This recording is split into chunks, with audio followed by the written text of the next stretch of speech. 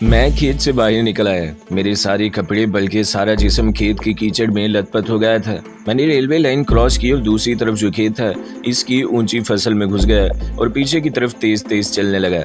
इस बात का इम्कान कम था कि मेरे फरार का इल्म मेरे डब्बे के भारतीय संतरियों को हो, लेकिन खदशा ज़रूर था कि अगर इन्हें मालूम हो गया कि मैं डब्बे से फरार हो गया हूँ तो शायद ट्रेन मेरी तलाशी में वापस आ जाए।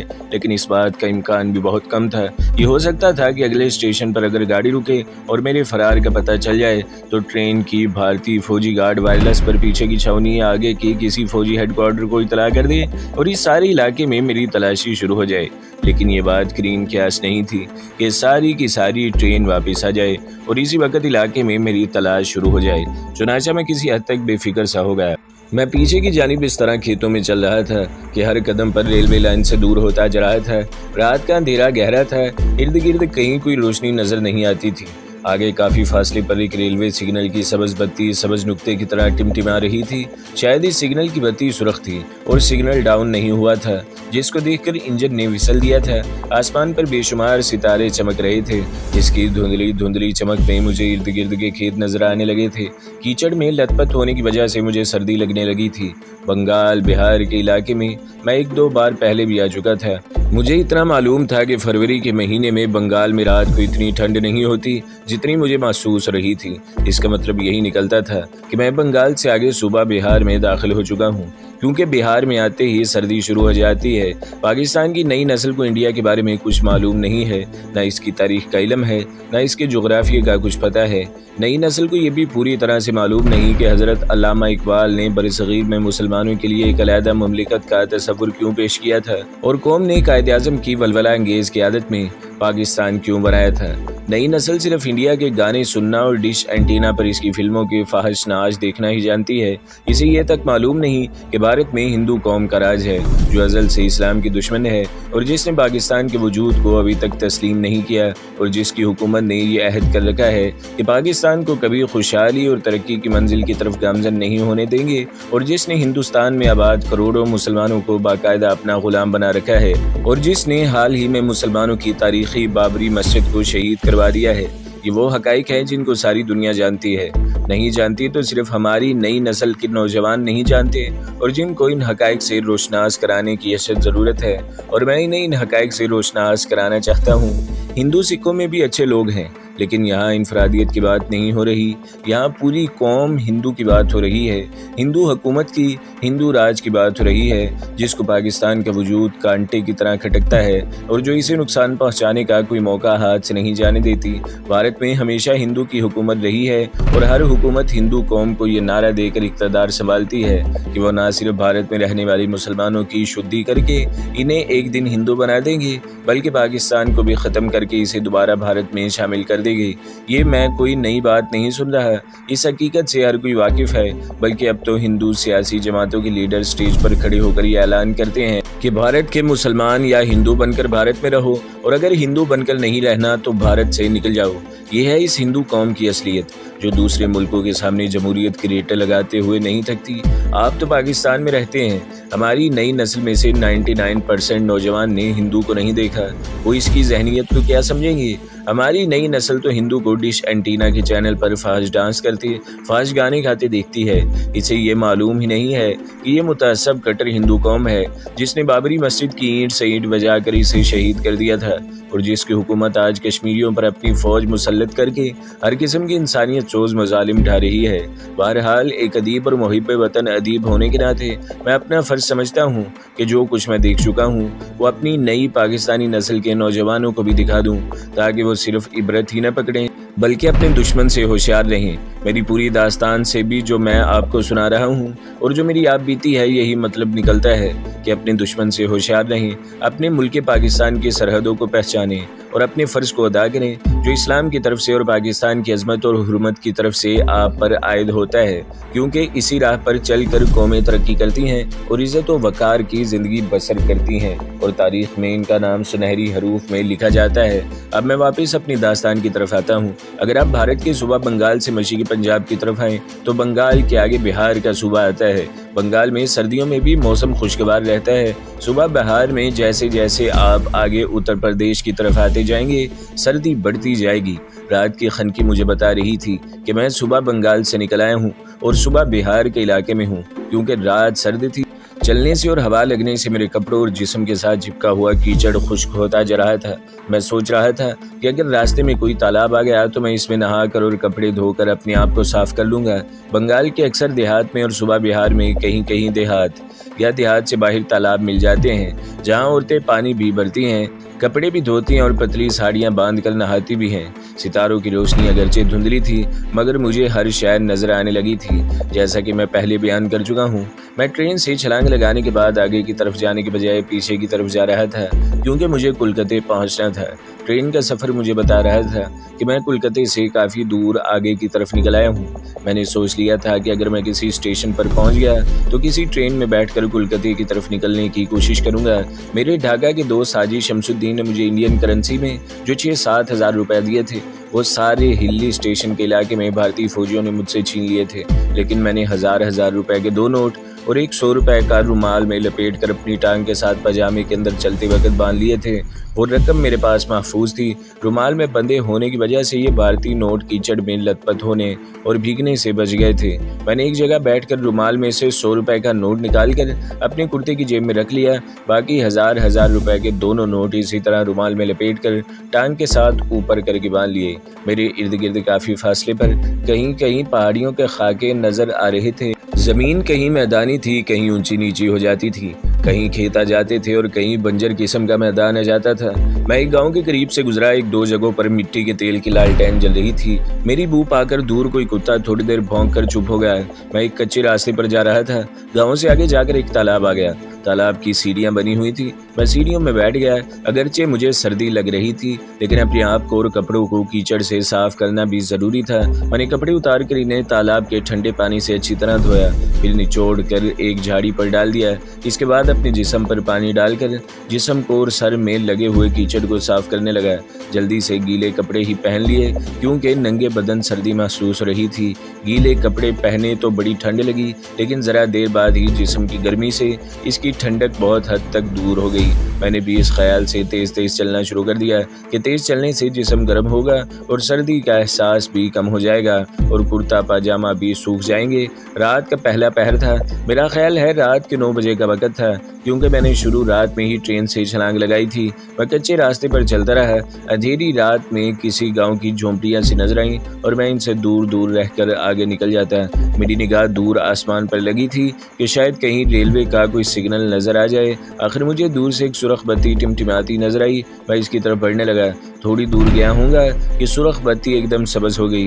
ये रेलवे सिग्नल ही था। इसका मतलब था कि पीछे बिहार के किसी शहर की जानिब से कोई गाड़ी आ रही है।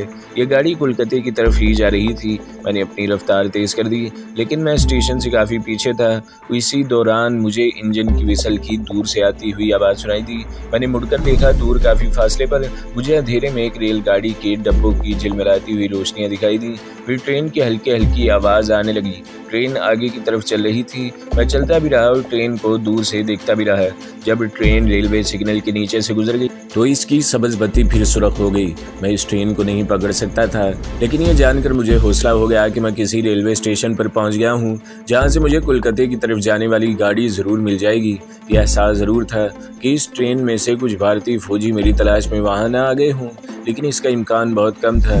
वैसे भी इन लोगों को मेरा हुलिया मालूम नहीं था। मेरा लिबास भी बंगाली था और मैं बंगला जुबान भी बोल लेता था। आधे घंटे के बाद मैं एक रेलवे स्टेशन पर आ गया। ये बेरौनक सा देहाती स्टेशन था। जिस ट्रेन को मैंने देखा था वो जा चुकी थी। प्लेटफॉर्म सर्द रात में सुनसान पड़ा था। स्टेशन की ड्योडी में कुछ मुसाफिर ज़रूर बैठे ऊँघ रहे थे, बल्कि सो रहे थे। खद्दर के बंगाली टाइप के कुर्ते पजामे में मुझे सर्दी महसूस रही थी, लेकिन मैं तो अपनी तरफ से कोलकाता जाने के लिए निकला था, जहाँ इस मौसम में कोट की ज़रूरत नहीं है। टिकट घर खुला था। अंदर एक बूढ़ा बिहारी बाबू बैठा ऊँघ रहा था। मैंने इससे पूछा कि यहाँ से कोलकाता को अगली गाड़ी कब जाएगी। इसने नींद भरी आवाज़ में कहा, रात को 1 बजे जाएगी। मेरे लिए वहाँ रात के 1 बजाने क़यामत बन गए। खाली बेंच पर बैठा तो सर्दी ने बैठने न दिया। लेट गया तो ज़्यादा सर्दी लगने लगी। बस कभी चल कर कभी बैठ कर आधी रात गुजार दी। आधी रात के बाद टी स्टॉल खुल गया। मैंने चाय भी पी और इसके साथ 2 बंद मक्खन भी खाए। बड़ी भूख लगी थी। चाय के 2 गिलास पिए तो जिस्म में गरमाइश आ गई। कोलकाता का टिकट मैंने पहले ही खरीद रखा था। गाड़ी आने में 1 घंटा बाकी था। मालूम हुआ ट्रेन लेट है। रात के 2:30 बजे पीछे से एक ट्रेन आकर रुकी। डब्बों में रोशनी हो रही थी। तकरीबन सभी मुसाफिर सो रहे थे। मैं एक कंपार्टमेंट में दाखिल होकर सामान के पास फर्श पर ही बैठ गया। ये गाड़ी अगले रोज दिन के 11 बजे कोलकाता पहुंची। मेरे ढाका के बंगाली दोस्त हाजी शमसुद्दीन ने मुझे कोलकाता में अपने एक मुसलमान बंगाली दोस्त का एड्रेस भी दिया था और कहा था कि मैं इसी के पास जाकर ठहरूं। इसका नाम हाजी फरीद अहमद था और वो बहू बाजार में घड़ियों की मरम्मत का काम करता था। वहाँ इसकी अपनी दुकान थी। कोलकाता में मौसम खुशगवार था। सर्दी बिल्कुल नहीं थी, बल्कि धूप में गर्मी लगती थी। इस शहर में 1-2 बार वीज़े पर पहले भी आ चुका था। रिक्शा लेकर मैं बहू बाजार आ गया। वहाँ एक जगह से हाजी फरीद अहमद घड़ी साज का पूछा और इसकी दुकान पर पहुँच गया। एक 1.5 उम्र का सांवले रंग का दुबला पतला आदमी, सर पर हाजियों वाली सफ़ेद टोपी पहने, आंखों पर मुहद्दब शीशे की ऐनक लगाए, एक घड़ी की मुरम्मत कर रहा था। छोटी सी दुकान थी जिसमें अंदर जाने का रास्ता भी था। शोकेस में घड़ियां पड़ी थी। मुझे अंदर आता देखकर इस आदमी ने ऐनक उतारकर मेरी तरफ देखा और इसे सलाम किया और कहा कि मैं ढाका से आ रहा हूँ और मुझे हाजी शमसुद्दीन ने हाजी फरीद अहमद के पास भेजा है। इसने कहा मैं ही हाजी फरीद अहमद हूँ, तशरीफ़ रखिए। मैं दीवार के साथ लगे बेंच पर बैठ गया। मैंने मुख्तसर करके इसे अपनी सारी बिपता सुनाई तो वो बड़ा मुतासिर हुआ। कहने लगा मुझसे जो कुछ हो सका मैं आपके लिए करूँगा। इसने मेरे लिए चाय मंगवाई, फिर दुकान के बाहर खड़े होकर किसी को आवाज़ दी। एक लड़का साथ वाली दुकान से निकल कर आ गया। हाजी साहब ने इसे बंगला जुबान में कहा, यहाँ दुकान पर बैठो, मेरे मेहमान आए हैं। हाजी साहब मुझे लेकर अपने फ्लैट पर आ गए जो दुकान के पहलू में एक गली में वाक़ था। उन्होंने मुझे खाना खिलाया। इसके बाद चाय मंगवाई और कहने लगे तुमने धर्मों और मुखिया जिन 2 हिंदू बंगालियों के नाम बताए हैं और जो एड्रेस तुम्हें शमसुद्दीन ने लिख कर दिया है, ये जगह जराइम पेशा लोगों का गढ़ है। मैं तुम्हें अकेले वहाँ जाने का मशवरा नहीं दूंगा। इस वक्त कोलकाता में मुक्ति बाहिनी वाले बेशुमार पंजाबी और बिहारी मुसलमान लड़कियाँ बांग्लादेश से अगवा करके लाए हैं और इन्हें इधर उधर बेच रहे हैं। मुझे 1 दिन की मोहलत दो। मैं अपने असर व रसूख से तुम्हारी बीवी का खोज लगाने की पूरी कोशिश करूँगा। हाजी फरीद अहमद का मशवरा मुझे हर हालत में कबूल करना पड़ा क्योंकि मैं अकेला इस अजनबी शहर में अजनबी लोगों से वो सब कुछ मालूम नहीं कर सकता था जो हाजी फरीद मालूम करने की पोजीशन में थे। दोपहर के बाद हाजी फरीद अहमद मुझे अपने फ्लैट में छोड़कर अपनी मुहिम पर निकल गया। शाम हो रही थी जब वो वापस आया। मैंने धड़कते हुए दिल से पूछा क्या हुआ, कुछ पता चला? वो मेरे सामने बैठ गया। इसका चेहरा बता रहा था कि हालात गैर मुआफिक हैं। कहने लगा मैंने अपने ख़ास ज़रिए से मालूम किया है कि तुमने अपनी बीवी का जो हुलिया और नाम बताया था, इस हुलिया और इस नाम की औरत इस वक्त कोलकाता में नहीं है। मेरा दिल बैठने लगा। मैंने बड़ी मुश्किल से अपने आप को संभालते हुए पूछा तो फिर वो कहाँ है? हाजी फरीद अहमद सब कुछ मालूम कर गया था। कहने लगा मेरे आदमी को खुद मुखिया ने बताया है कि इस हुलिया और इस नाम की पंजाबी औरत को उन्होंने मोहम्मदपुर के एक मकान से अगवा किया था और इसे कमलावती नाम की एक औरत को फरोख्त कर दिया है। वो अपने साथ बुरवान ले गई है। ये औरत कौन थी? मैंने खुश्क लबों पर जुबान फिरते हुए कहा। हाजी फरीद अहमद ने नफी में सर हिलाते हुए कहा मैं तो इसे नहीं जानता, लेकिन मुखिया ने मेरे आदमी को यह बताया है कि कमलावती बुरवान से आई थी। इसने मुक्ति बाहिनी के एजेंट से तुम्हारी बीवी का जमीला का सौदा चुकाया और इसे साल लेकर वापस बुरवान चली गई। मैंने हाजी साहब से पूछा क्या इसे यकीन है कि जिस औरत को कमलावती ने खरीदा है वो मेरी बीवी जमीला ही थी? हाजी साहब बोले मेरे आदमी ने खास तौर पर यह सवाल मुखिया से पूछा था, जिसके जवाब में इसने कहा था कि इस पंजाबी औरत ने अपना यही नाम बताया था। मैं सर्द आँख खींच कर रह गया। दिमाग माऊफ हो रहा था, खून खोल रहा था। कभी मैं शिद्दत जज्बात से अपनी मुठियाँ भींच लेता, कभी मेरा जिस्म बिल्कुल सुन्न हो जाता। मैंने हाजी साहब से कहा मैं मुखिया नाम के इस आदमी से खुद मिलना चाहता हूँ ताकि मेरी तसल्ली हो जाए कि जिस औरत को इन्होंने कमलावती के हाथों फरोख्त किया है वो मेरी बीवी जमीला ही थी। हाजी साहब ने कहा मैं तुम्हें इसका मशवरा नहीं दूंगा, लेकिन तुम अपनी तसल्ली ज़रूर करना चाहते हो तो मैं तुम्हें मुखिया का अड्डा बता देता हूँ। वहाँ जाकर तुम इससे मिल लो, लेकिन तुम शरीफ आदमी हो और वहाँ सभी जराइम पेशा लोग हैं। वहाँ शराब भी बिकती है और बुरे किरदार की औरतें भी आती जाती हैं। मैंने कहा आप मुझे मुखिया के अड्डे का पता बता दें, मैं एक बार इस शख्स से ज़रूर मिलना चाहता हूँ। हाजी फरीद अहमद मेरी तरफ देखने लगे। बोले वहाँ तैश में आकर कोई ऐसी वैसी हरकत न कर बैठना, ये तुम्हारे दुश्मनों का मुल्क है और इन जराइम पेशा लोगों को इलाके की पुलिस की पूरी हिमायत हासिल है। मैंने कहा मैं इस किस्म की कोई हरकत नहीं करूँगा, आप मुतमईन रहें। हाजी फरीद अहमद ने मुझे मुखिया के अड्डे का पूरा एड्रेस बताया और मैं शाम का अंधेरा फैलते ही ट्राम में बैठकर इस तरफ रवाना हो गया। मुखिया का अड्डा कोलकाता के गुंजान आबादी वाले मोहल्ले की बोसीदा सी तंग गली में था। एक छोटी सी नीम रोशन दुकान थी जिसके अंदर लकड़ी के बेंचों पर मजदूर किस्म के खस्ता हाल बंगाली बैठे देसी शराब और ताड़ी वगैरह पी रहे थे और तेज तेज बातें कर रहे थे। मैं भी एक बेंच पर बैठ गया। एक बंगाली लड़का मेरे पास आकर बोला, क्या पियोगे बाबू? ये इसने बंगला जुबान में पूछा था। मैंने बंगला में कहा, मुझे अड्डे के मालिक मुखिया दाद से मिलना है। क्या वो इस वक्त यहाँ है? लड़के ने कहा, मेरे साथ आओ। लड़के के अंदाज से मालूम होता था कि वो इससे पहले भी लोगों को मुखिया दास के पास ले जाता है। मेरे जहन में एक मंसूबा बना कर आया था। लड़का मुझे एक कोठरी में ले गया जहाँ पंखा चल रहा था। एक बॉडी बिल्डर टाइप का बंगाली बुनियान और निकर पहने खाट पर एक औरत को लिए बैठा था। सामने लोहे की तपाई पर शराब की बोतल और गिलास पड़ा था। लड़के ने बंगला में कहा, दादा ये तुम्हें मिलने आया है, नया ग्राहक मालूम होता है। खाट पर बैठे हुए मुखिया दाद ने मुझे घूर कर देखा और औरत को पीछे हटाते हुए बोला, कौन हो, कहाँ से आए हो? मैं लोहे की कुर्सी पर बैठ गया। मैंने बंगला जुबान में कहा, दादा मेरा नाम मदन लाल है, मैं जमशेदपुर से माल खरीदने तुम्हारे पास आया हूँ। तुम जमशेदपुर में क्या करते हो? मैंने कहा, मैं अपना अड्डा चलाता हूँ। सुना है बॉर्डर पार से कुछ माल आया है, अगर दिखा दो तो अभी सौदा चुका दूंगा।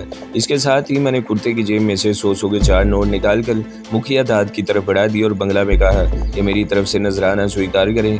माल पसंद आ गया तो बाकी रकम इसी वक्त चुका दूंगा। 100 के नोट देखकर मुखिया लाल का चेहरा खिल गया। इसने जल्दी से नोट उठाकर सिरहाने के नीचे रखे और बोला, मदन लाल जी आपने देर कर दी, बॉर्डर पार से बड़ा अच्छा माल लाए थे, बहुत सा बिक गया है, चंद एक नगीने रह गए हैं। मैंने कहा, मुखिया दाद अगर मोहम्मदपुर का कोई माल हो तो मैं इसे पसंद करूंगा, क्योंकि वहाँ बड़े खाते पीते गैर बंगाली रहते हैं। मुखिया खाट पर सीधा होकर बैठ गया। इसने औरत को बाहर भिजवा दिया। कहने लगा, मोहम्मदपुर से 10-12 लड़कियां उठाई थी, ये साले मुक्ति बाहिनी वाले बड़ा तंग करते हैं, इन्हें भी काफ़ी रकम देनी पड़ती है। इस वक्त जो माल बाकी बचा है वो मेरे अड्डे पर नहीं है। इन औरतों की तस्वीरें हमने लेकर कॉपी में लगाई हुई हैं ताकि एजेंटों को दिखा सके, आप तस्वीरें देखकर पसंद कर लें। इसने दीवार में बनी हुई अलमारी खोलकर एक पुरानी कॉपी निकाली और इसे खोलकर मेरे सामने रख दिया। कॉपी में मुख्तलिफ औरतों के पासपोर्ट साइज़ की ब्लैक एंड वाइट तस्वीरें लगी हुई थी। इन तस्वीरों से साफ जाहिर हो रहा था कि औरतों को ज़बरदस्ती कुर्सी पर बिठाकर तस्वीरें उतारी गई हैं। एक फ़ोटो में तो इस आदमी का बाजू भी नज़र आ रहा था जिसने बदनसीब औरत को पकड़ रखा था। मैं बेताब नज़रों से तस्वीरों को देखने लगा। एक तस्वीर पर नज़र पड़ते ही मेरे दिल की धड़कन एकदम तेज़ हो गई। मैंने आंखें बंद कर ली, दोबारा आंखें खोलकर फ़ोटो को देखा। ये मेरी बीवी जमीला की फ़ोटो थी। इसके सर पर दुपट्टा नहीं था, बाल बिखरे हुए थे, चेहरे पर मर्दनी छाई हुई थी। मैंने बड़ी मुश्किल से अपनी आवाज़ को अपने काबू में रखते हुए कहा, मुझे ये औरत अच्छी लगती है। मुखिया ने आगे झुककर मेरी बीवी जमीला की फ़ोटो देखी और हंसकर बोला, ये माल तो बर्दवान की एक औरत कल ही खरीद कर ले गई है। ये औरत हमने मोहम्मदपुर से ही उठाई थी और फ़ोटो देखो। इसने एक औरत की फ़ोटो पर उंगली रखकर कहा, इसे हमने इंग्लिस्तान के इलाके से एक कोठी से उठाया है, किसी अफसर की बीवी है। ये माल अभी तक मेरे पास है, कहो तो अभी चल कर दिखा दूँ? मैंने कॉपी बंद करते हुए कहा, मुखिया जी मैं कल इसी वक्त आऊँगा और जो माल बच गया है इसे देख लूँगा, लेकिन मुझे ये औरत पसंद आ गई है। तुम अगर मुझे बर्दवान वाली औरत का नाम पता बता दो तो मैं इसको ज़्यादा पैसे देकर इस औरत को ख़रीदने की कोशिश करूंगा। मुखिया कहने लगा, वो औरत बड़ी तजुर्बेकार पुरानी नायिका है, वो इसे आगे कभी नहीं बेचेगी, इसको तो सोने का अंडा देने वाली मुर्गी मिल गई है। मैंने कहा, दादा तुम इस औरत का नाम पता बता दो, मैं एक कोशिश ज़रूर करना चाहता हूँ। वो कॉपी को बंद करते हुए कहने लगा, इस औरत का नाम कमलावती है। बर्दवान कभी पहले गए हो? नहीं, मैं वहाँ पहले कभी नहीं गया। तो फिर ऐसा करो, मुखिया कान खुजाते हुए बोला, बर्दवान के स्टेशन के पीछे कस्टम घाट नाम की बस्ती है। इस बस्ती में किसी पान सिगरेट वाले की दुकान से कम्मो बाई का पूछ लेना, वो तुम्हें इसका घर बता देगा। मैं उठ खड़ा हुआ।